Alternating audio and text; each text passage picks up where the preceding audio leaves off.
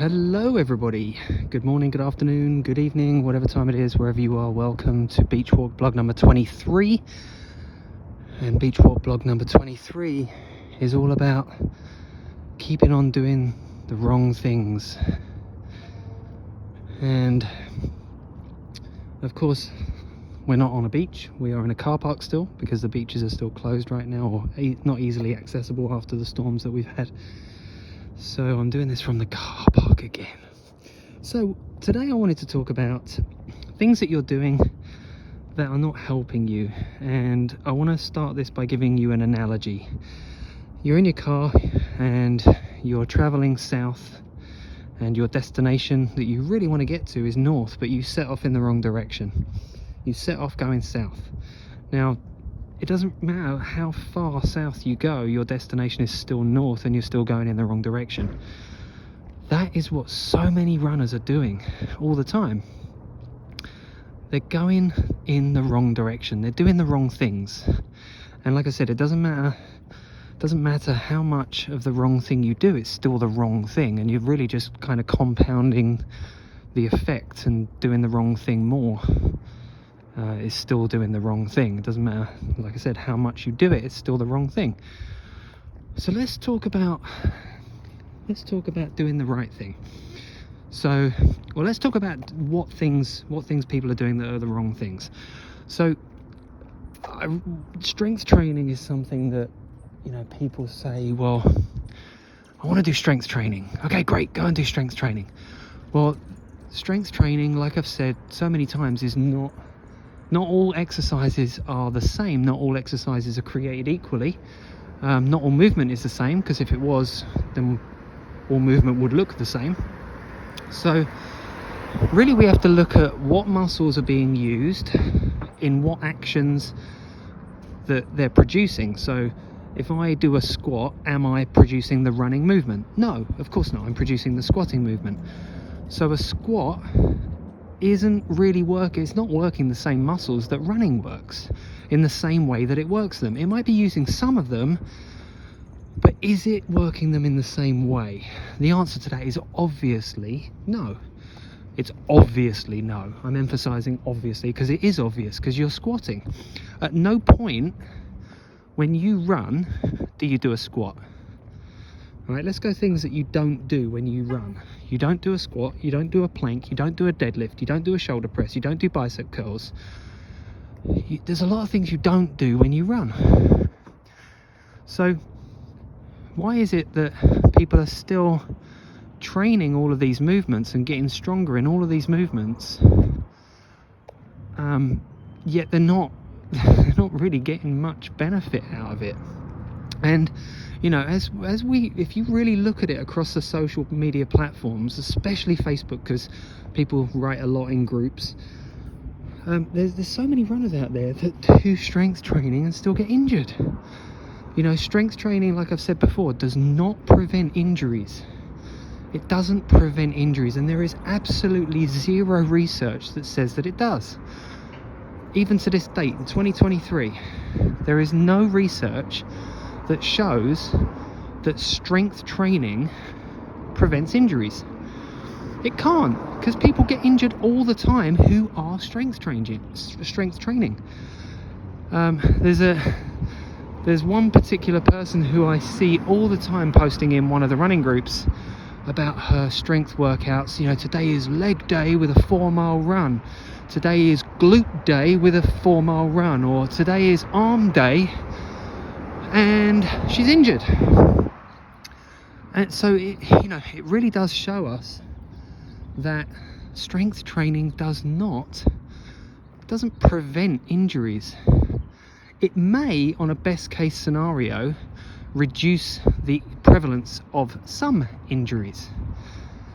But like I just said before, if you are strength training in an arbitrary fashion and just randomly doing movements and exercises that create random arbitrary strength, and when I say random, a lot of people train in a random way, so they're not really training, they're just exercising, and that's totally fine. But you have to know that. You have to know that if I'm trying to train to strength train for running, I have to do movements that pertain to the running motion. I don't have to just do the running motion. I can do movements that are a part of the running motion. As long as I do them all, as long as I do as many as I can, and I do them in the way that running actually occurs. So let's just break it down a little bit more. We know that we don't squat, plank, deadlift, shoulder press, bicep curl, or any of these things when we run. So they're not really gonna strengthen me for running. Now, why aren't we looking at adduction, internal rotation, pronation, torso rotation, and postural exercises? Why aren't we looking at those as our default exercises for runners? Well, here's the thing. The sling method is, and most people who have got the Runner's Rehab and the Basic 8 or the whole of the sling method are doing that, and that's why they're getting the benefit. And that's why, you know, you'll see people saying, wow, I've only been doing this for 2 days and I feel so much better already. It's because you've started doing the right things. And it's not hocus pocus didgeridoo stuff. It's science. It's just logical science. It's logic, really, and it's scientifically proven. It follows the rules of specificity. So why are you still doing, or why are people still doing things that are not benefiting them really, and doing more of them? It doesn't make any sense. You know, there's a whole scientifically designed program there called the Sling Method, which can help you. But I know why people are not doing it, or I know why people are resistant to it, because people are resistant to change. They're resistant to what they don't know, what they don't understand. And a post I did the other day, that just because something is hard, tough, makes you sweat, does not mean that it's effective for running. It doesn't, because you might be doing the wrong movement. You might be going south when you want to go north, or going north when you want to go south, whatever way round it is. So you might be resistant to change. That's okay, it's not a problem. But the science is there. Squats do not work your hamstrings effectively. They don't work them in a balanced way to your quads, which is why when you do squats, or people that do squats, we've seen this with, you know, CrossFitters all over the world. We see this massive anterior pelvic tilt, external rotation, masses of external rotation. And, you know, we see these positions that people have their bodies in after they do these training regimes. And what does it create? It creates all the things that we don't want for a runner to run well. All right, so we want specific things as runners. We want to be able to move well as a runner, and we want to be able to produce strength, or bias our movement towards the gait cycle, and producing a good, efficient, effective, economical, elastic gait cycle, right? So these are things that we want as a runner. So we need to train as a runner. We need to train the running movement. So keeping on doing the wrong things is not going to get you to the right result, the right outcome. Keeping on doing the wrong thing just gets you the wrong thing, and it gets you more of it. So if you want to be better at getting off the ground, you've got to get off the ground. If you want to be better at responding to ground reaction forces, you've got to respond to ground reaction forces. That means getting off the ground, and it doesn't just mean jumping. It means practicing the pronation action. It means practicing landing on one foot. It means practicing internal rotation and torso rotation, and combining all those things into one movement. And it means doing it at speed. It means doing it quickly, not doing it slowly. All right, so a lot of runners are saying, yeah, I want to increase my cadence. I want to increase my running cadence. What does that mean? It means moving quicker. It means moving faster. So why are you going and lifting heavy weights really, really slowly in an attempt to move more quickly, right? The SAID principle, specific adaptation to the imposed demand, right? If you lift heavy stuff slowly, you will get stronger and slower at that, and that's the important part. At that, you'll get stronger at the thing that you're doing more slowly. So you'll get stronger, but you'll also get slower. How is that going to help you increase your cadence? How is lifting something heavy more slowly going to increase your speed of movement for something that's lighter? Because remember, you only need to lift you when you run. You only need to lift you when you run. And you don't really need to lift yourself off the ground. In fact, vertical oscillation involves going down as well as up, right? But it only involves going down just a few centimeters, a few inches. It's not going down into a squat, right? It's not going down into a squat. In fact, you're trying to not go down into a squat. You're not trying to resist it all the way, because landing forces and the movement will dictate that, how deep you go. But you're not trying to go down into a squat, into a deep squat, or even into a half squat, or even into a quarter squat. It's like an eighth of a squat. It's just a small knee bend, and then the pronation action occurs.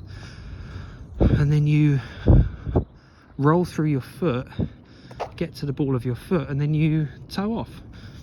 So if you're a runner, what you need to be practicing is pronation, internal rotation, torso rotation, spinal rotation, because remember, there is no neutral spine in the running action. It's a position that you move through. In fact, you actually don't even move through a neutral spine, whatever that is. You're in a position where you're moving the spine in its entirety the whole time. So there is never a time during your gait cycle where your spine is still.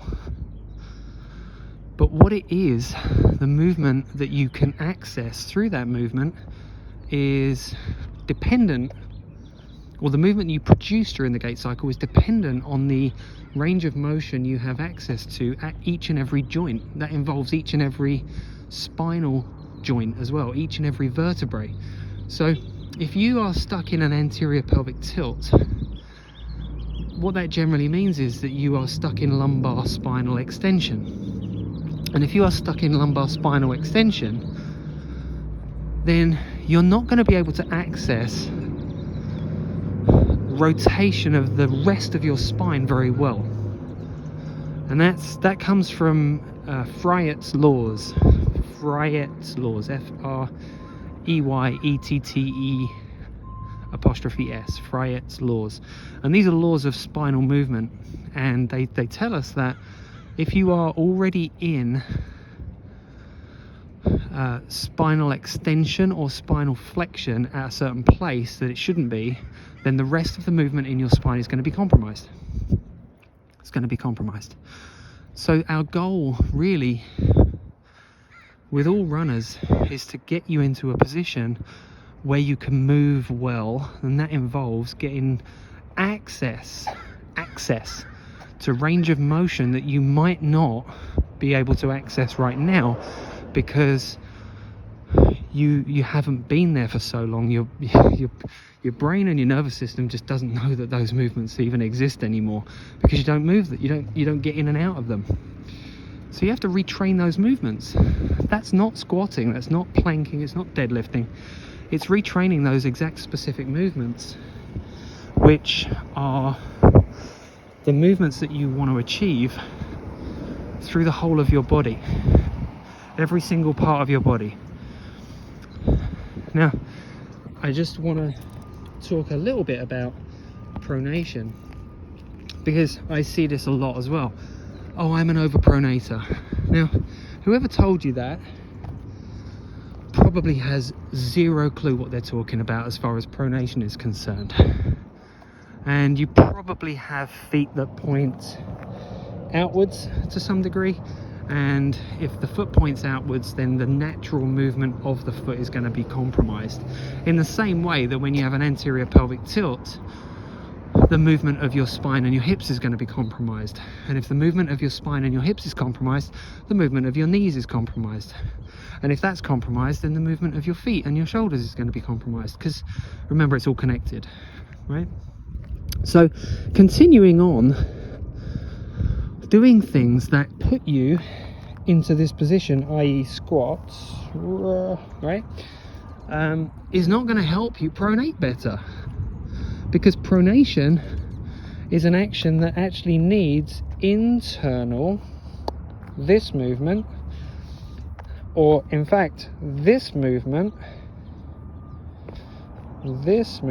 here over the top. It needs that movement, because pronation in itself is actually where the tibia and the femur are rotating inwards relative to the pelvis. So it means that the pelvis is going over the top, like a door on a hinge. It's going over the top of the pelvis. It's going over the top of the femur. It's not going to occur very well if the foot is pointing outwards, if the foot is in the wrong place. It's just in the wrong place at the wrong time, right? It's like, imagine if you were to pick up a coffee cup and try and drink your coffee with your palm like this, right? You picked the coffee cup up, but then when you moved it towards you, it went like that, and now you've got no coffee left, right?